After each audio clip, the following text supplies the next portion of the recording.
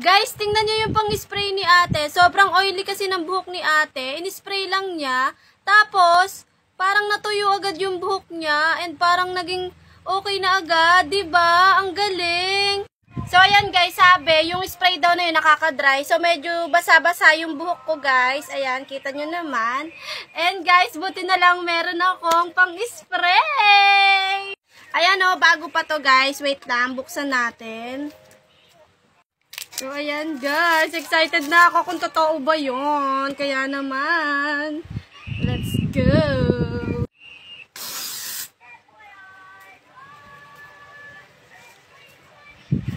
Naging okay ba? Hala, oo nga. Natuyo oh.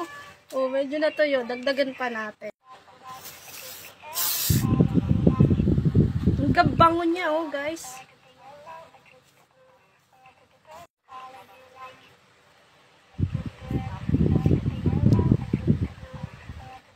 Oh, diba? Ayos na siya. Tingnan natin dito sa kabila.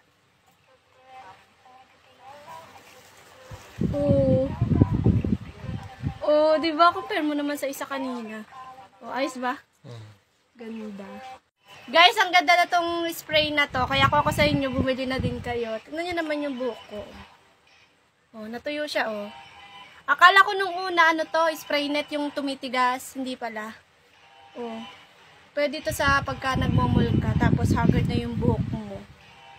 Tingnan nyo, parang nag-shining lalo. Shining? Naging shiny yung buhok ko lalo. Guys, umorder na din kayo. Ang ganda ng spray na to.